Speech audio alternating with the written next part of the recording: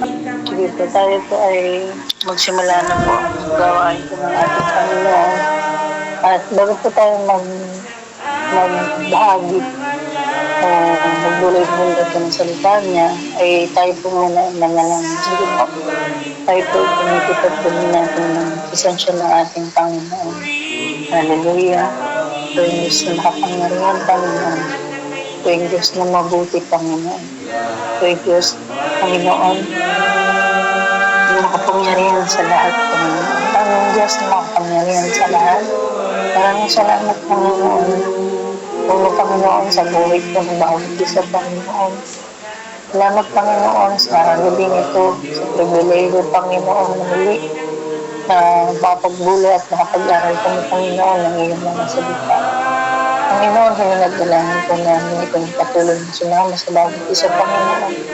Kaya nagpaunawa, Panginoon, po ang iyong nasa at kapahayagan mo.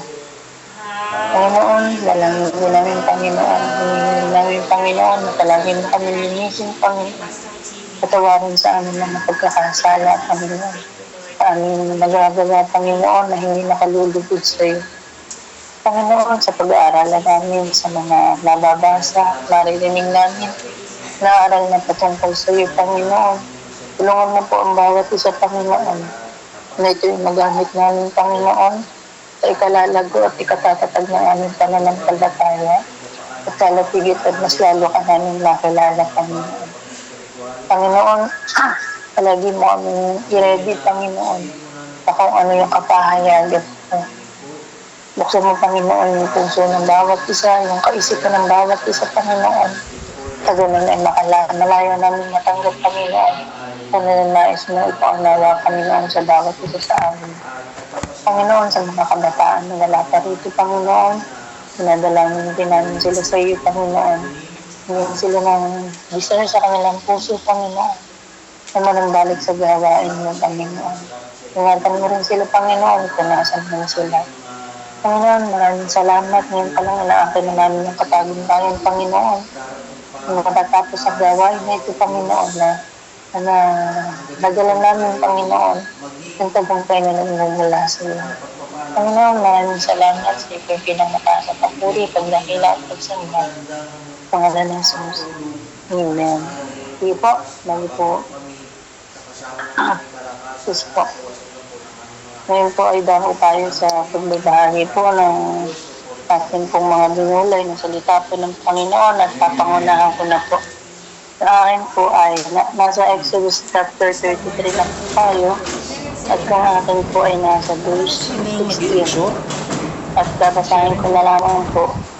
Sabi po dito sa Exodus chapter 23 verse 16, sabi po, sapagkat hindi kayo nasasama sa amin, paano malalaman ang lahat na kami ay inyong pinalulugdan.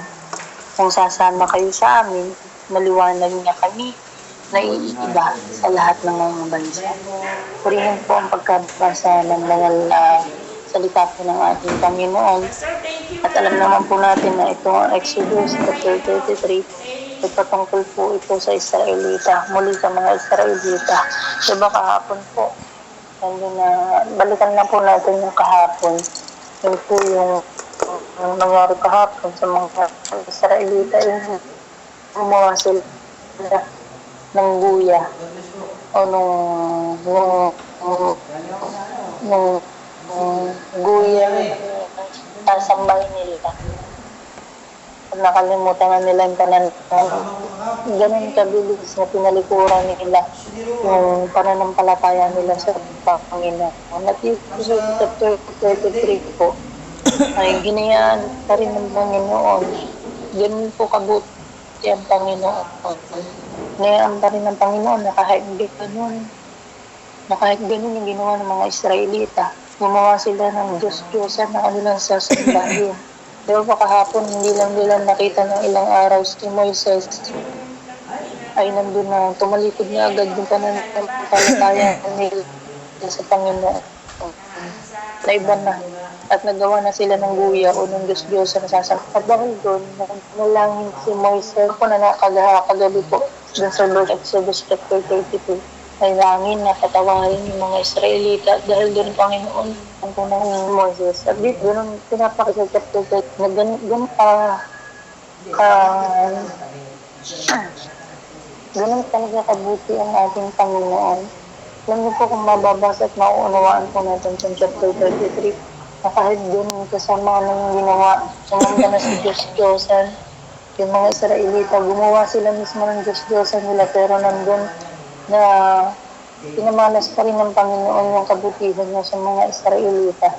At dito po sa verse na napili ko sa 16 po, dito pinaunawa po sa akin ng Panginoon na sa ating buhay po bilang lingkod ng Panginoon. Diba po, sabi dito ni Moses, kung hindi sila sa mga ng Panginoon, huwag na niyo po kaming sabi po yan sa verse 15. Ibig sabihin po, pinapakita dito ni Moses, na kung hindi nila kasama ang Panginoon, tanggap nila sa sarili niya, o alam ni Moses sa sarili niya na hindi niya kaya. Kaya kailangan niya ng tulong ng Panginoon. Sa buhay po namin, bilang lingkod ng Panginoon, dapat yun din tayo sa Panginoon. Na laging mindset natin, sa lahat ng gagawin natin, hindi natin kaya kung wala ang tulong ng Panginoon. At dito po, pinaunawa po sa akin ng Panginoon. Na sa atin, bilang lingkod ng Panginoon, lagi po natin tandaan, ano naman yung ginagawa natin, kung wala yung pagsama ng Panginoon sa buhay po natin.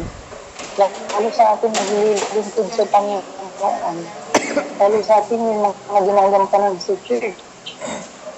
Diba po, may mga tinatayuan sa simbahan, may mga ministry na tinutungtungan.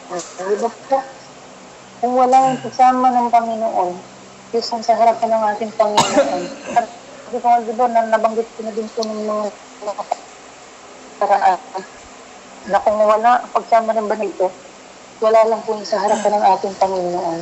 Hindi lang po kinulugdo ng Panginoon. Yun po yung hindi kinulugdo ng Panginoon. Kaya sikapin po natin, naisin po natin, nasain natin bilang lingkod ng Panginoon, na napakahalaga dito, pinapakita po kasi dito, hanggang nakahalaga yung pagsama ng Panginoon. Kasi sabi po dito ni Moses, napaka ng buhay po ni Moses. Dito po, talagang inaangkin niya sa sarili na wala siyang magagawa. Hindi niya kaya kung wala yung tulong ng Panginoon. At ganoon din tayo, bilang lingkod ng Panginoon. Sabi po dito sa verse 16, ulitin ko po, sapagkat kung hindi kayo sasama sa amin, paano malalaman ang lahat na kami inyong pinalulugdan? Ito po, sa ating pong buhay,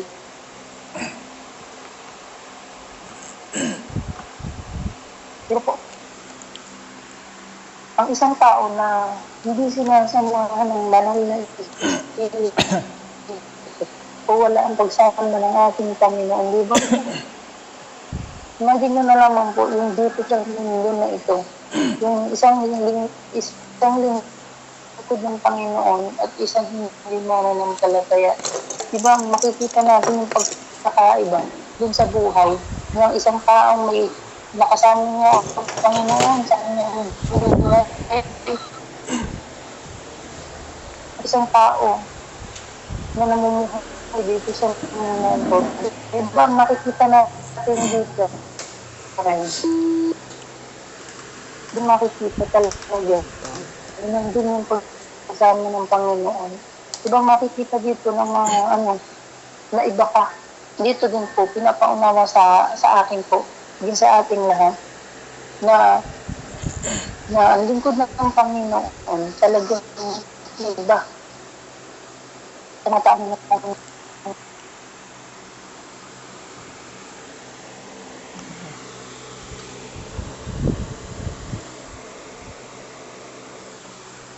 Wala.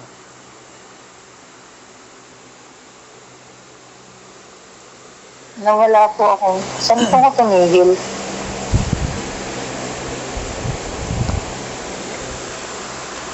Hello po, saan po ako tumigil? Nawala akong signal eh. Yung pong ano, naiiba ho tayo sa ano, sa iba, sa ganun, ganun po yata. Oh, oh, sige po.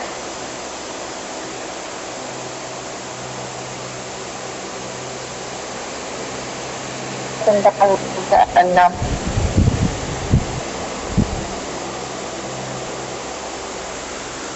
may pumihingi na pinono sa akin natin sa kilos sa panunalita natin. Kaya napakahalaga po yung pagsama ng Panginoon.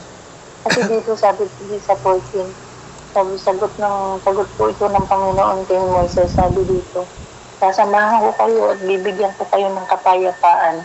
Sagot ni Yahweh. Di ba po? Ganun po kabuti ang ating Panginoon. Talagang gustong-gusto di ba? Gustong-gusto ni Moises na samahan siya ng Panginoon. Ganun siya nagnanais na samahan siya ng Panginoon doon sa paglalakbay nila. At dahil doon sa atin po, sa atin bilang lingkod ng Panginoon, bilang anak ng Diyos, talagang nasain din natin na pamahalan tayo ng banal na Espiritu ng ating Panginoon. Sa ganun, alam niyo, pag nakita sa buhay natin, ang ating Panginoon, alam niyo po, kahit hindi na tayo magsalita, kahit yung kilos lang natin, makita ng ibang tao, talagang nandun na makikita na meron kang Panginoon sa buhay mo. Dito, ipinaunawa po sa akin, ulitin ko po, yung napakahalaga sa atin bilang lingkod ng Panginoon, yung pagsama niya sa araw-araw na buhay po natin. At yun po yung nasain natin. Yun yung anuhin natin sa bawat araw, nasain. Para sa ganun ay yung lahat ng ginagawa natin, yung maging kalugod-lugod po sa harapan po ng ating Panginoon. Kasi nandun yung pagsama ng banal na Espiritu. At sa Diyos po yung pinamataas na papuri. At ang next po ay si Sister Tiax.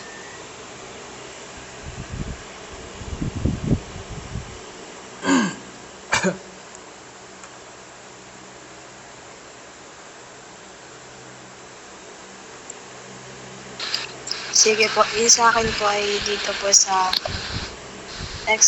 Exodus chapter 33 verse 7. Sabi po dito, nakaugalian na ni Moises na itayo ang tolda malayo sa kampo. Ang toldang ito ay tinatawag na toldang tipanan.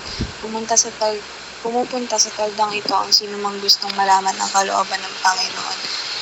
At yun po, dito po, yung dito po sa verse 7 to 11, dito po yung pumunta po nakaugalian po ni Moises na pumunta po dun sa taga ng Tipanan upang nga po dun sa para po malaman po yung kalooban po ng Diyos. At yung nandun po na nakakaharap po siya kay Jesus na parang isang kaibigan po. At yun po, yung naunawaan ko po dito naging inspiration po dito yung buhay po ni Moises sa atin na pagsumikapan po natin na magkaroon po ng matibay na relasyon po kay Jesus. Kasi iba po yung kapag nandun yung pagsama po ni Jesus po sa ating buhay. At dahil nandun po yung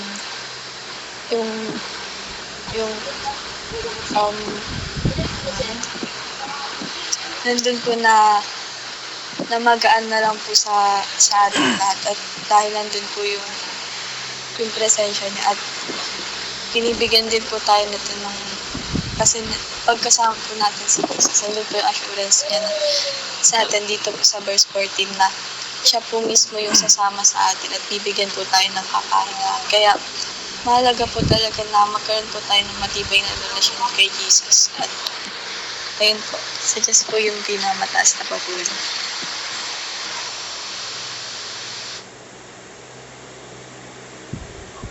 Amen po. Salamat po sa Panginoon sa buhay po ng ating kapatid. At totoo po yun na sa ating pong buhay, sa ating bilang tagasunod ng ating Panginoon. dahil napakahalaga po na meron tayong matibay na relasyon sa Panginoon. Di ba po, anak tayo ng Diyos?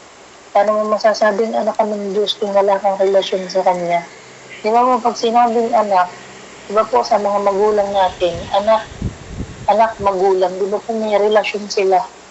Kaya napakahalaga talaga na meron tayong relasyon. Paano? Para masabi natin na at maano natin na masabi natin na anak talaga tayo ng Diyos. Kasi meron tayong relasyon sa Kanya. At dahil may relasyon tayo sa Kanya, nandun magkakaroon tayo ng pagsunod sa ating Panginoon. Kasi may relasyon tayo. Di ba, ulitin ko po yung sa magulang saka sa anak. Di ba po, kailangan natin sumunod sa mga magulang natin. At ganoon din tayo sa Panginoon. Dahil may tayo ng Diyos. Ano po, kailangan natin nandun na din yung pagsunod. Kaya po yung sabi ni Sir Piax kanina, na kailangan na nasain natin o ano natin na magkaroon tayo ng mas matibay na relasyon sa Panginoon. Kasi tandaan niyo po, ang dami sa Biblia, mababasa po natin. Ang dami naglilingkod sa Panginoon. Diba po? Sabi doon sa Roma,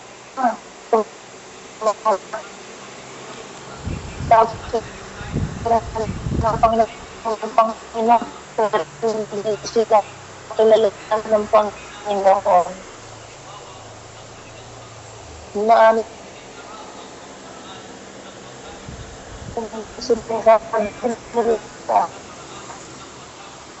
na naglilingkod sila sa Panginoon, nagpapapal sila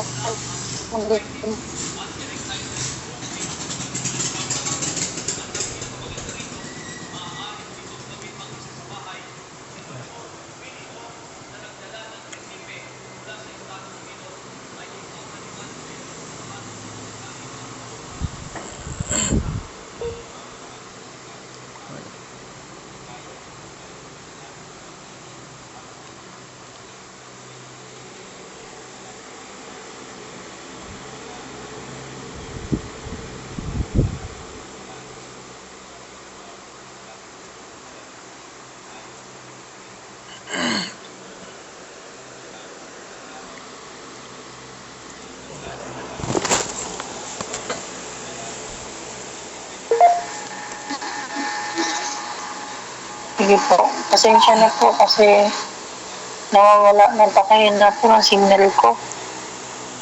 At yun nga po, ulitin ko po na napakahalaga sa atin yung magkaroon tayo ng relasyon sa Panginoon. Ulitin ko po yung sabi ko kanina, ay daming lingkod ng Panginoon sa Biblia na sinasabi na nalingkod sila ng Panginoon. Sabi po sa Roma, matawag sila ng Panginoon pero di sila kilala ng Panginoon.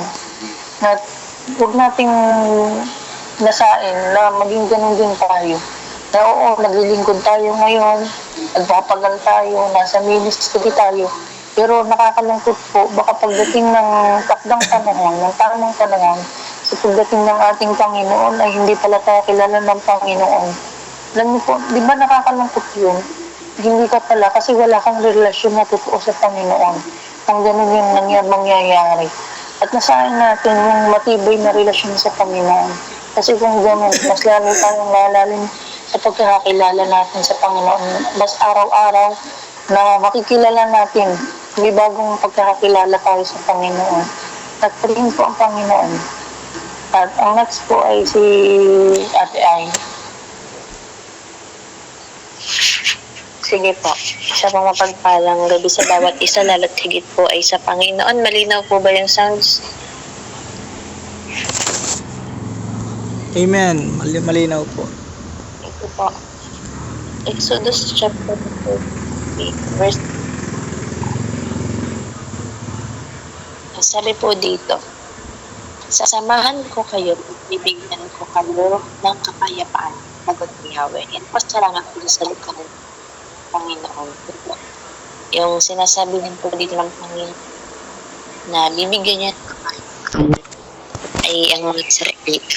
Sa si Moises niya, nagpipilit po sa kanila. At po dito po, at malagay, kung ang mundo ay na makakulo, ito na ng tao ay namundo na kaayon at sa noon. Hindi po ba nag-e-echo yung boses? Nag-echo. Baka may nakabukas. Hindi po ako naka-loud speaker. Baka may naka-open na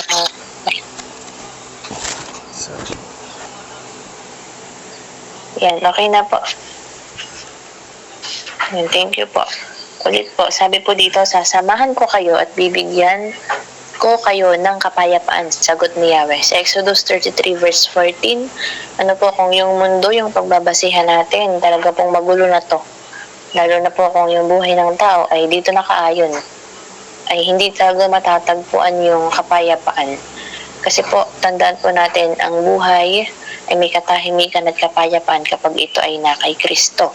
Kaya salamat po sa Panginoon, kasi po yung dito sa chapter 33, ano po, sabi doon ng Panginoon ay nung una, sabi niya, hindi niya masasamahan kasi sabi doon, sabi niya, sabihin mo sa mga Israelita na ang titigas daw ng kanilang mga ulo at kung sasama ang Panginoon sa paglalakbay, sabi doon, baka malipol lang niya sila. Kaya, salamat po sa Panginoon. Alam niyo po yun, grabe na yung pagkakasalang ginawa ng mga Israelita sa Panginoon. Halos itakwil nila ang Diyos nung sumamba sila sa Diyos-Diyosan. Pero yung sabi pa rin ng Panginoon, sasamahan ko kayo at bibigyan ko kayo ng kapayapaan. Ito kung iisipin natin, sukdulan yung kasalanan, pero sukdulan din kasi yung pag-ibig na meron ang Panginoon para sa bayan niya, para sa mga Israelita. At ganoon din po para sa atin. At ganoon din, na naglalakbay na sila, di ba? Yung mga Israelita nga po, naglalakbay sila ng napakahabang panahon na hindi nila alam saan ba talaga yung promised land. At alam niyo po, ganoon din tayo. Kapag may bagay tayong ginagawa, may bagay tayong pupuntahan na hindi rin natin alam kung paano, hindi maiwasan na makaramdam tayo ng kaba at takot. Pero sabi ng Panginoon sa kanila, sasamahan niya at bibigyan niya ng kapayapaan. Kaya nung panahon yun, naglalakbay sila, di ba yung mga Israelita, madalas sila magreklamo, madalas nandun yung kaguluhan sa isipan nila, wala yung kapayapaan. Pero yun ay pinagkaloob ng Panginoon sa buhay ng taong naglilid sa kanila sa tulong ng Panginoon kay Moises. Binigyan niya ng kapayapaan si Moises kahit na nung una hindi rin niya alam paano susunod, pero salamat sa Panginoon, sinamahan siya, ginabayan siya at binigyan ng kapayapaan ng Panginoon para makapagpatuloy sa paglilid doon po sa mga Israelita. Ano po, sabi nga doon, ipapangunahan niya, sasamahan niya yung mga Israelita at doon napanatag yung lingkod ng Panginoon na si Moises. Kaya nga po, tumiwala tayo at umasa tayo sa Panginoon. Ano po, sapagkat nalalaman ng Diyos yung maraming bagay, lalo't higit yung mga bagay na hindi natin alam kasi limited nga lang tayo, pero ang Panginoon ay hindi. Kaya nga po, umasa tayo sa Panginoon, punuin tayo ng kapayapaan ng Diyos at patuloy tayong tumiwala dun sa mga bagay na ginagawa ng Panginoon. Kaya ng mga Israelita, hindi nila alam hanggang kailan at gaano katagal bago makarating sa Promised Land. Pero yung lingkod ng Panginoon na si Moises ay tumiwala at pinagtagumpay sila ng Panginoon. Sabi sa salita ng Diyos, hindi mo pa nauunawaan ngayon, pero pagkatapos, maraming bagay yung hindi natin maunawaan at nawawalan tayo ng kapayapaan. Pero ang kailangan lang pala natin, tumiwala tayo sa Panginoon para pumayapa tayo at sa huli, ang Panginoon pa rin yung magpapaunawa ng lahat ng bagay na kalooban at plano niya sa buhay ng Israelita at ganoon din sa buhay na mayroon po tayo. Kaya salamat po sa Panginoon. Malalaman natin na nawawala na yung napapalayo tayo sa Diyos kapag nawawala yung kapayapaan sa puso mo. Kasi tandaan po natin, ang Panginoon lang yung may pinakang kakayanan na makapag-comfort sa buhay ng isang tao, na comfort na hindi kagaya na makukuha dito sa mundo. Kaya sa Diyos po tayo umasa at patuloy na itiwala yung lahat ng alalahanin, lahat ng takot at ng kawalang kapayapaan na nararamdaman natin. Kaya salamat po sa Diyos, sa Panginoon po ang pinakamataas na papuri at pasasalamat. Ngayon po, salamat po sa Panginoon sa mensahe na ibahagi po ng ating kapatid. Totoo po yun na talagang sa atin bilang lingkod ng Panginoon. Diba po, maraming sitwasyon na nangyayari. Maraming marami tayong mga pagdadaanan. Pero napakapalad po natin bilang lingkod ng Panginoon, bilang may Diyos sa ating mga buhay, na kahit ano man yung mangyari, na kahit ano man yung pinagdadaanan natin, meron tayong Diyos na mapagkakatiwalaan. At yun yung kailangan lang natin. Kasi meron naman, nandyan lang ang Panginoon. Ang kailangan lang natin ay itiwala natin sa Panginoon lahat-lahat. At tumiwala tayo sa Kanya. Salamat po sa Panginoon. Sa Diyos po yung pinamataas na papuri ang nagsipisigal JP.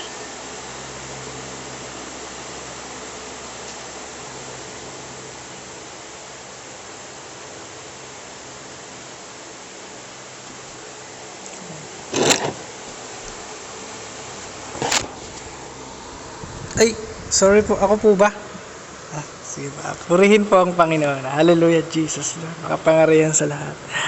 Salamat po sa kanyang napakagandang kapahayagan sa bawat isa. At ngayon po, dito na ho tayo sa Exodus chapter 33. At ngayon po, ang aking pong ibabahagi ay yung sa verse 7b. Tapos yung sa verse 13, tsaka yung sa verse 18. At dito, basahin muna natin yung sa verse 17b. Pumupunta sa toldang ito ang sino mang gustong malaman ang kalooban ng Panginoon. Sa 13, kung totoo pong nalulugod kayo sa akin, turuan nyo ako ng mga pamamaraan nyo para makilala ko kayo at para mas matuwa po pa kayo sa akin. Alalahanin po ninyong ang bansang ito ay bayan nyo. At sinabi ni Moises, ipakita po ninyo sa akin ngayon ang makapangyarihang presensya nyo. At dito po, salamat po sa pagkabasa ng salamat, purihin ang pagkabasa ng salita ng Diyos. At napakaganda ho ng kapahayagan ng Panginoon sa atin bilang mga mananampalataya. Na kailangan po talaga dapat pagka ho tayo'y lumalapit sa ating Panginoon upang makapag-ugnayan sa Kanya, ang lagi ho nating nasain ay kaya ho tayo lumalapit sa ating Panginoon ay para malaman ho natin kung ano po yung kalooban niya sa ating buhay.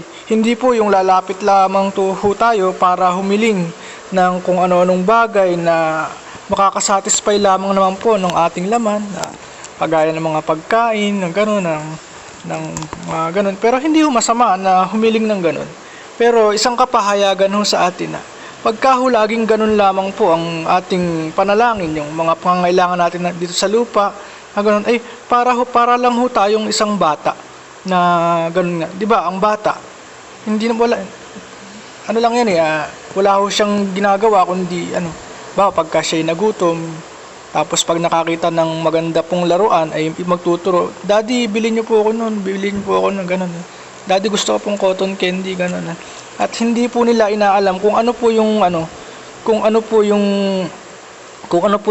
gusto nung bata para gusto po nung magulang para sa kanya.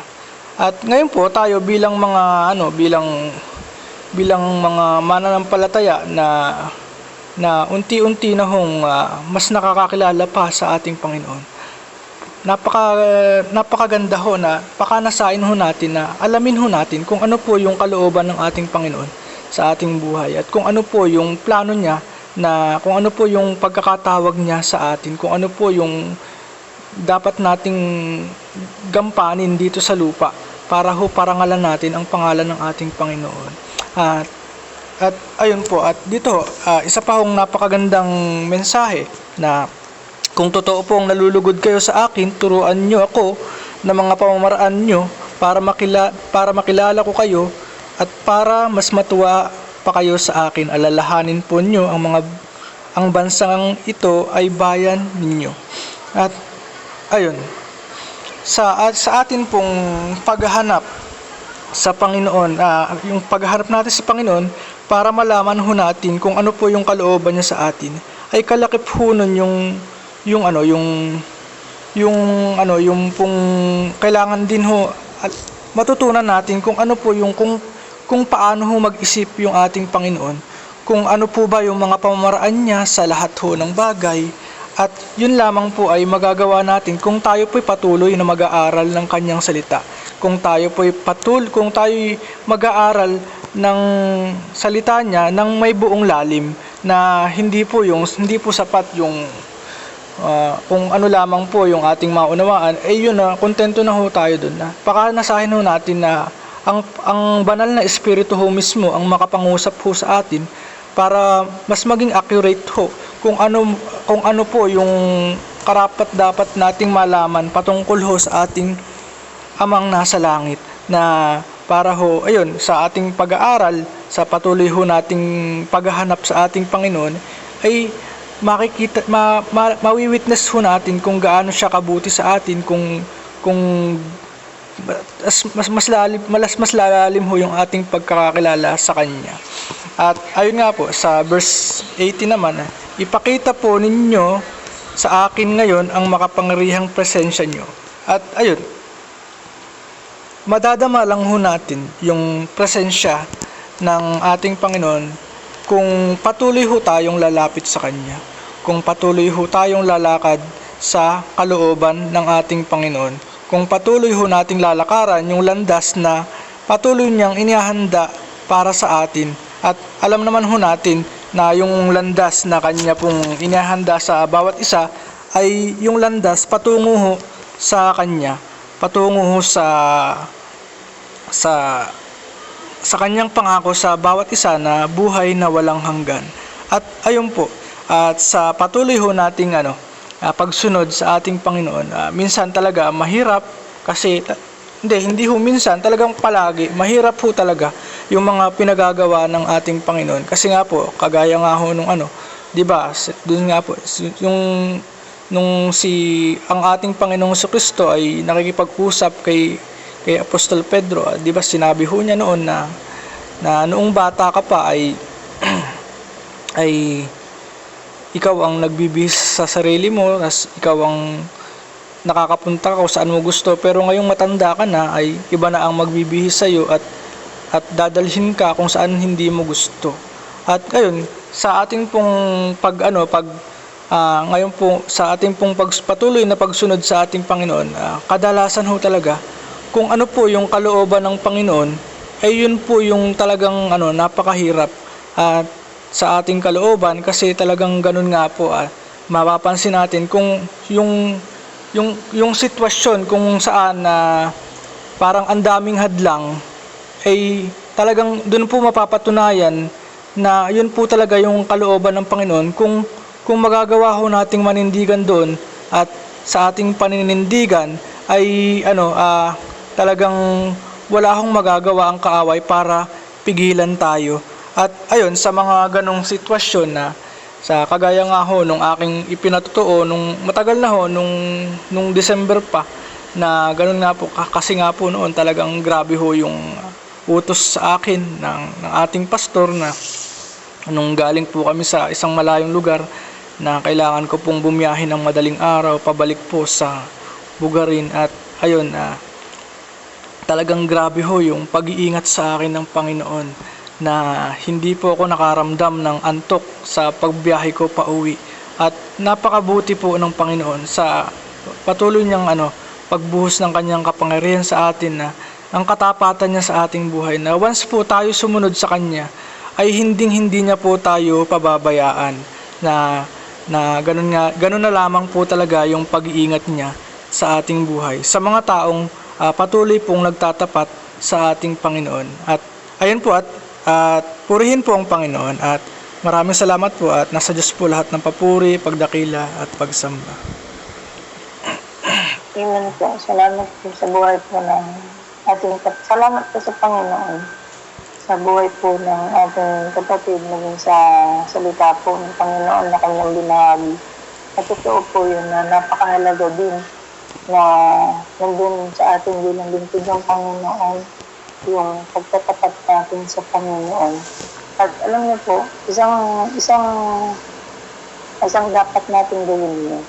Yung bagay na talagang kailangan natin gawin ay yung magtapat tayo sa Panginoon, sa harapan ng ating Panginoon. Kasi lagi po natin tandaan, kung hindi tayo magiging tapat sa ating Panginoon, kung sa tingin ng mga tao, sa paligid natin, nandun na naglilingkod tayo sa Panginoon, nandun na alam po ng Panginoon, maging yung ikaibuturan po ng ating puso, alam po yun ng Panginoon.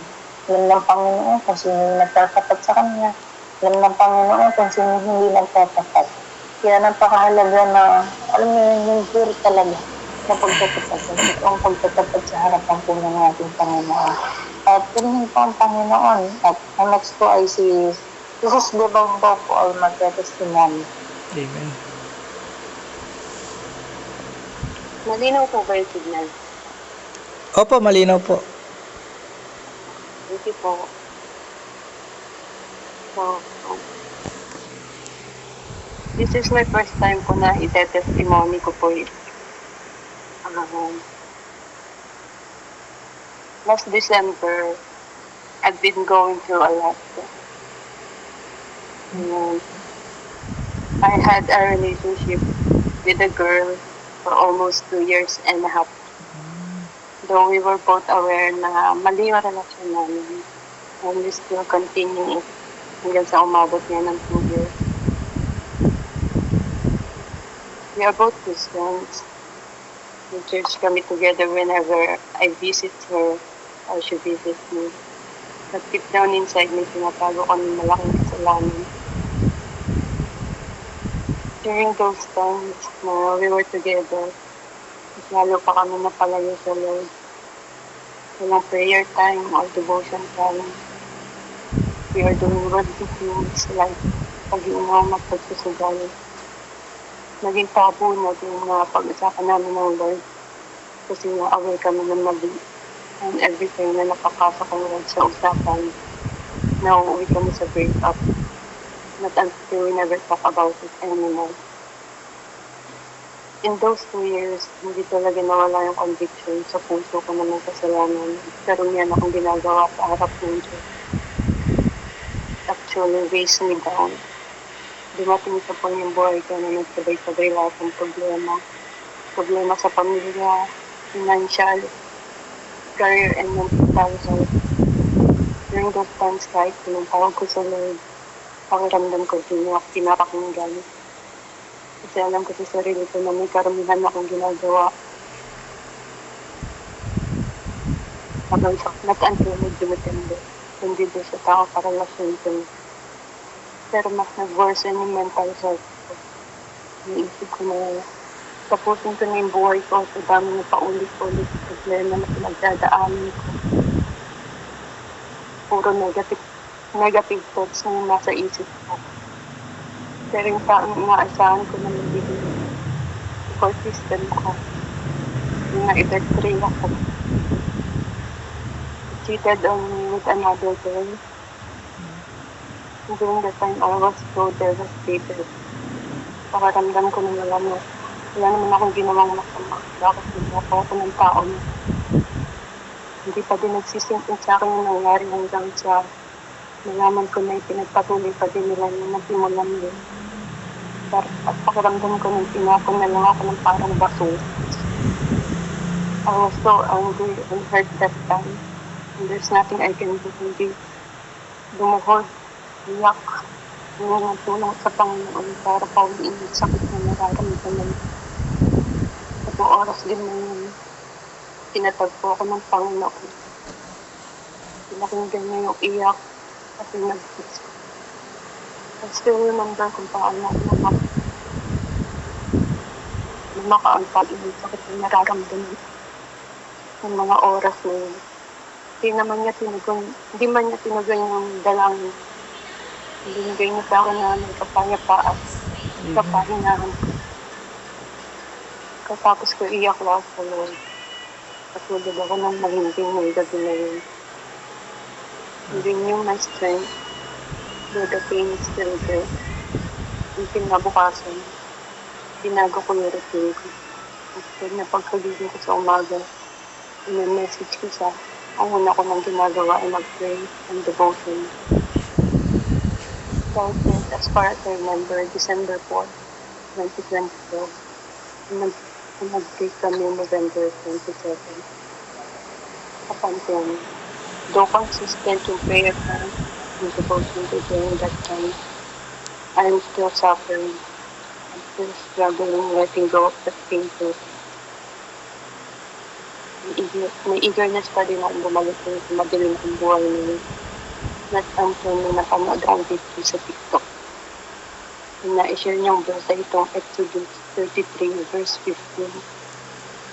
Sabi doon ni Moises, "You don't personally go with us. Don't take us leaders today." And ang application niya doon sa video na tumatak talaga sa akin. Pinag-pray niya daw sa Lord na, "Lord, mas gugustuhin ko na lang dito sa wilderness. Nakatama ka kaysa pumunta sa promise land na wala din ang presensya mo." And during that time, I intended din bumalik sa escape. Pero wala din si Lord ay mag-move forward. Doon mahirap at masakit pero kasama ko lang ang Lord. Para ako signal ng katotohanan ng oras na yun. Na inalis na ako ng Lord sa makakila ng buhay na yun. Bakit gusto ko pang bumalik? And that's the time na unti-unti ko. Na nakapunta at pangyari at iba ko sa anong Panginoon. Naalala ko, tanong ko pa kay Ate B. Kasi bakit ganun na surrender ko naman na lahat kay Lord? Bakit ang sakit sa sabi? Ang sagot sa akin na Ate B, consequences yan sa mga ginawa mo dahil mahal ka ng Diyos. Mas lalo ko nauntindihan ang mga pinagdadaan mo. And last time sabi ko din kay Ate B, hindi ko siya kayang i-answer or i-block. And by the grace of God, kaya ko pala. Grabe yung unexplainability sa binigay namin sa akin sa araw-araw. So, inisipis ko ang papurihan sa salamat dahil pinagili yung buhay ko at patuloy yung binabago. Thank you po.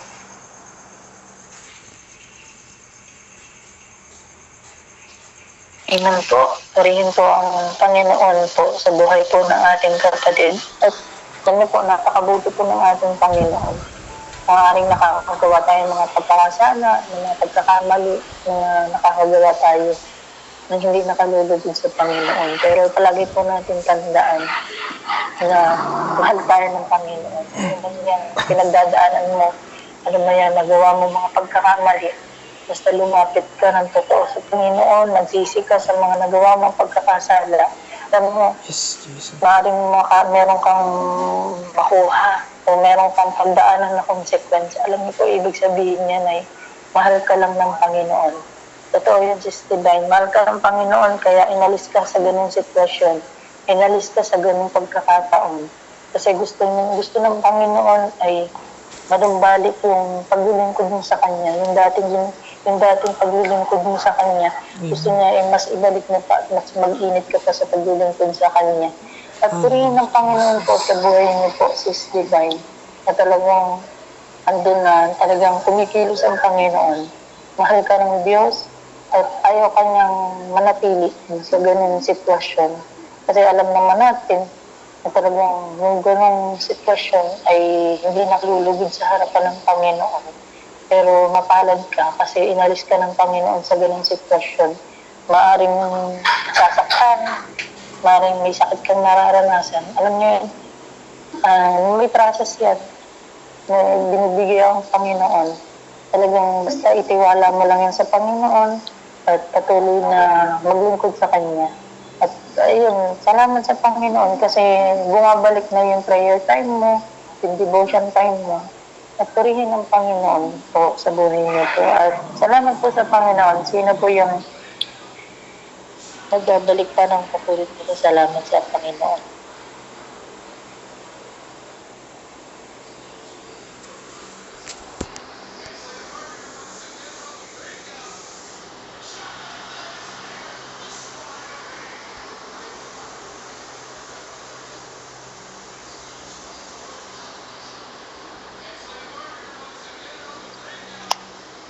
Ako po.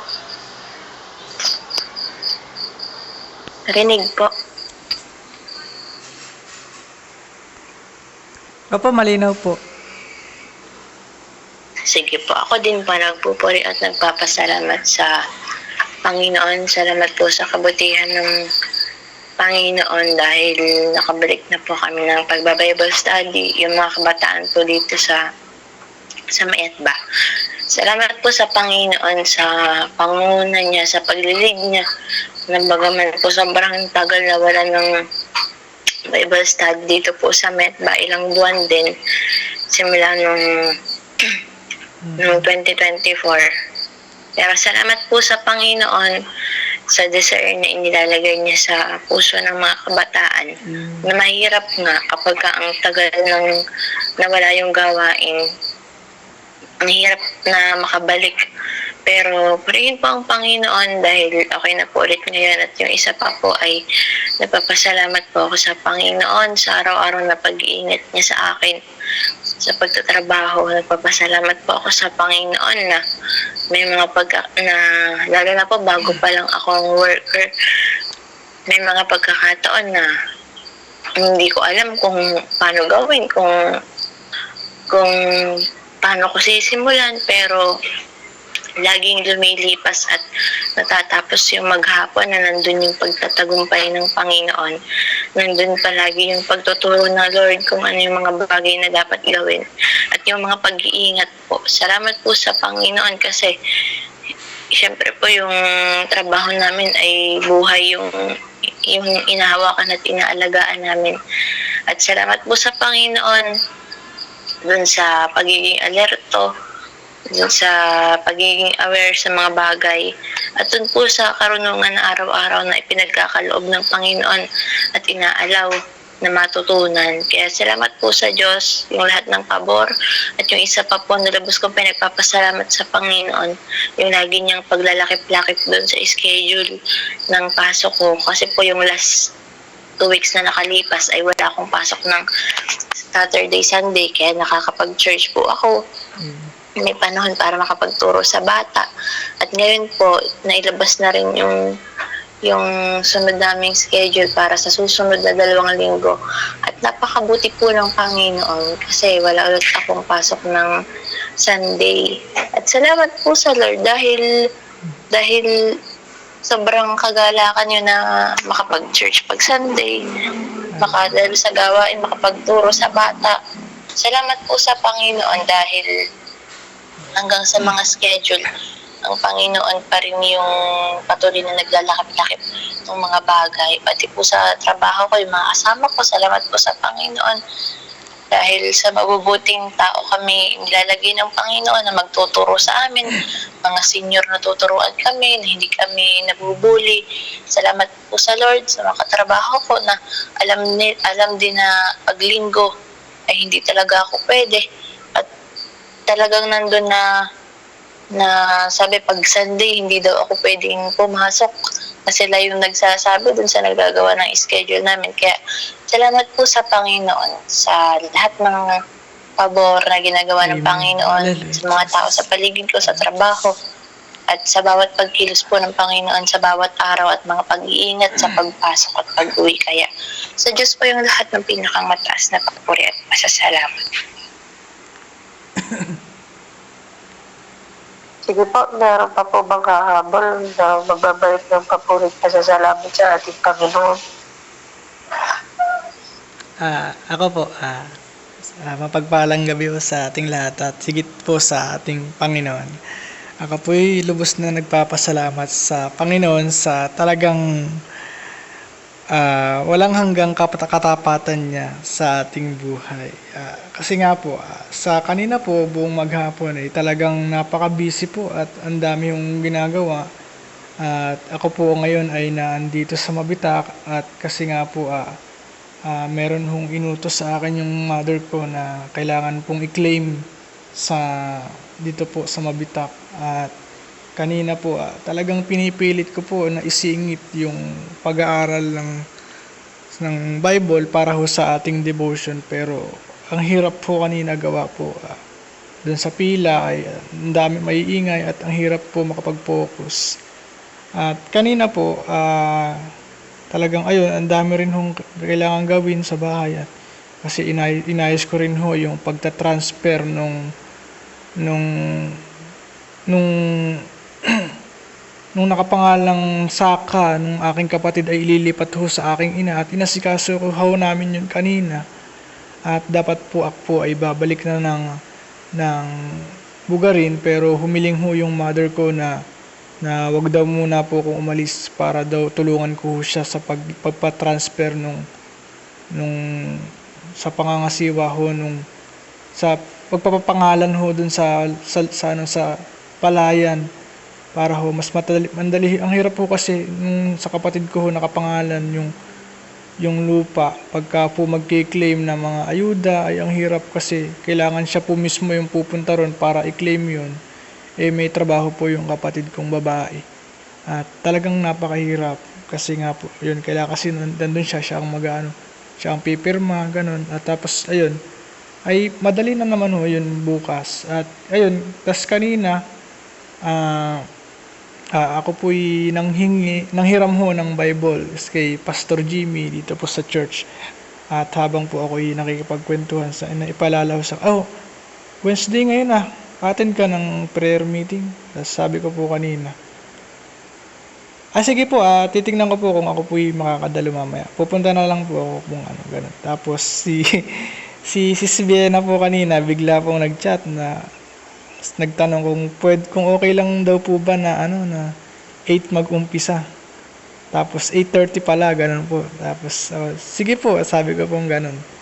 Tapos ayun, tapos bigla parang ako'y pinanghinaan ng loob na parang hindi na muna po ako attend, parang ayoko muna umattend ng prayer meeting at ayun, nagchat na po kay Pastor Jimmy. Sabi ko po, Pastor, hindi po muna ako makaka-attend ng prayer meeting at humiling po yung isa po naming kapatid na mas maagap daw po kami mag-umpisa sa devotion. At nung time na po yung pagkatapos ko isa dyan, bigla akong nangusap si Lord sa akin na kailangan ko daw umattend dun sa prayer meeting na ganun. Ako po sa akin parang may duda po sa sarili ko na paano po yun, para nagtanong sa Panginoon, paano po yun hindi pa po ako masyadong nakakapag-aral para po sa devotion.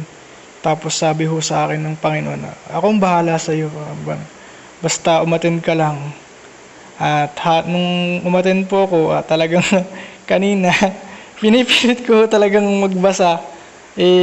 Ganun nga, ayun, nandito yung mga katatayan, tapos sila pastor, ganun. Fellowship po bago mag-umpisa, kwentuhan sa mga nangyayari, ganun. Sa ating paligid, tapos ayun nga, kwentuhan. Ayun po. So hindi na po ako nakapagbasa ng Bible. Tapos habang nakikinig po ako dun sa preaching ay patungkol nga yung napaka-related ho dun sa yung shinare po ni Pastor Rael. Related po dun sa shinare ko po kanina, yung patungkol nga ho sa pananalangin sa ating Panginoon na kailangan ho talaga natin na ganun nga kasi nga po yung shinare po kanina ni Pastor Israel ay yun nga pong sa Efeso chapter 1 verse 15 to 20 at ito po yung prayer ni Apostol Pablo sa mga taga-Efeso. At ayun nandun ho yung kapahayagan ng Panginoon sa atin. At ayun, habang po ako'y nagbabasa, sinorkat ko po yung pagbabasa at lumundag po ako dun sa Ay yung Bible, ayun nandun nga pala sa lamesa yung Bible. Lumundag po ako dun sa chapter 13 at yun nga po, dun sa, ang title po doon ay yung nakita ni Moises ang makapangyarihang presensya ng Diyos. At dun po ako nag-umpisa kanina. Although kanina, inumpisahan ko na rin yung nabasa ko na naman yung buong pero talagang wala akong nagsisink in sa akin. At ayun, bigla ang unang pangungusap po sa akin ng Panginoon, yun nga po yung sa chapter 13. Tapos habang nag-share po yung bigla pong nabasa ko yung sa 18, tapos yung shinare po ni Siski Axe yung sa chapter 7. At ayun nagkalakip-lakip po lahat at napakabuti po ng Panginoon sa kanyang katapatan sa ating buhay. Na basta po meron pong ipagawa sa atin ng Panginoon, kailangan nating sumunod lagi na wag tayong mag-alinlangan na kahit minsan parang wala tayong kumpiyansa sa ating sarili, pero kasi kaya nga ako sinasabi, hindi yung lahat ng bagay na naririto ay patungkol, hindi yun tungkol sa atin, yun po ay tungkol sa it's all about our God, it's all about Jesus. It is not about ourselves, na hindi po yun wag nating tignan yung ating mga kahinaan, wag nating tignan yung kahinaan ng ating mga nasa paligid natin, ang lagi nating tignan ay yung ating Panginoon, na wala hang imposible sa Panginoon, na ganoon nga po. Lagi nating tignan na walang hindi kayang gawin ang ating Panginoon, na kayang-kaya niya tayong pagtagumpayin. Ano man po ang kaharapin nating pagsubok, problema, suliranin, nandyan lagi ang ating Panginoon para sa atin, at kailanman po ay hindi siya magkukulang sa atin, at kailanman po ay hindi niya tayo bibiguin, at kailanman po ay mananatili siyang tapat sa atin. At yun po, nasa Diyos po lahat ng papuri, pagdakila at pagsamba.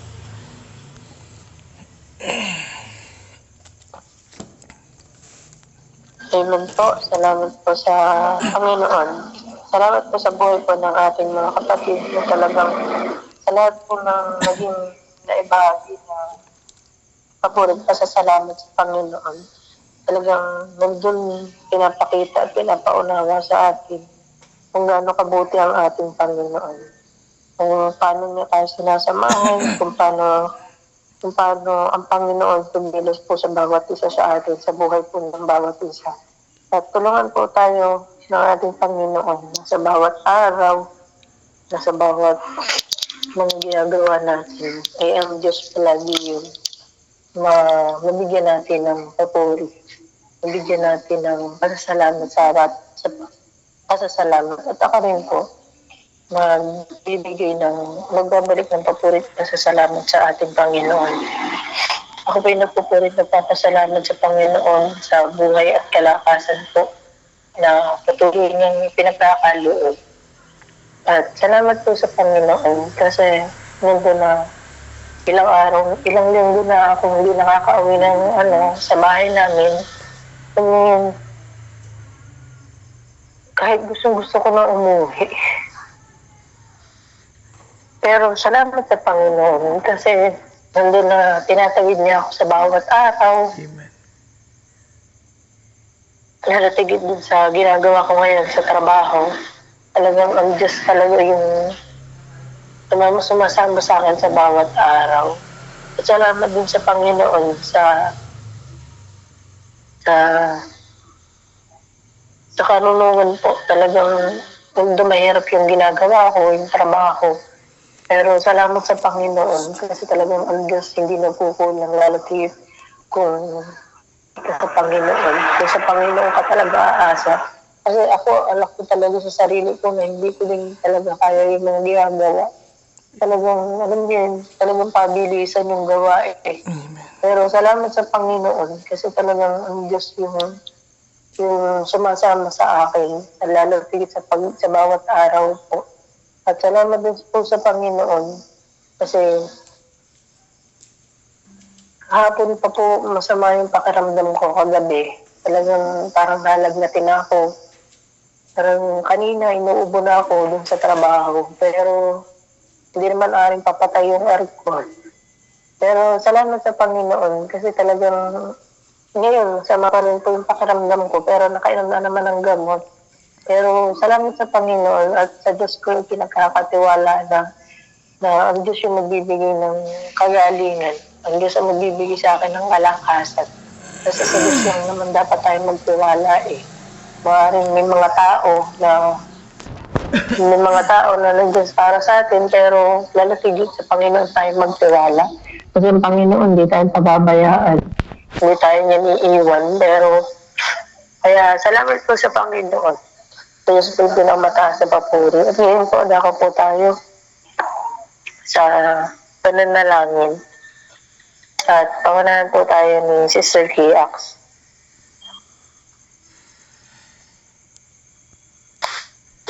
Sige po, tayo po yung manalangin. Lord, maraming salamat po sa gabi ito at maraming salamat po sa matugang po namin gawain na natapos ngayong gabi. Maraming salamat din Lord sa mga kapahayagan na narinig po namin ngayong gabi. At maraming salamat po sa pag-iingat niyo po sa amin. Patuloy niyo po kaming gabayan sa lahat na aming ginagawa. At patuloy niyo din po kaming patuloy niyo din po katagpingan lahat po ng pangangailangan po namin at gabayan niyo din Lord yung aming pong pamilya sa lahat po ng gagawin po nila at kayo din po yung gumamit po kayo Lord ng mga tao na magpapalapit po sa kanila papunta po sa inyo at bigyan niyo din po kami ng maayos na pahinga po ngayong gabi para sa araw po ng bukas. Sa inyo po yung pinakamataas na papurit pagsambat para salamat. In Jesus' name, Amen. God bless po. God bless po. Ganito na. God bless po. Ganitong oras na po ba tayo mag-start? Pwede naman po. Kayo po. Sister Kiax, ito po. Okay po, okay. Sige po. Sige po. God bless po. God bless po.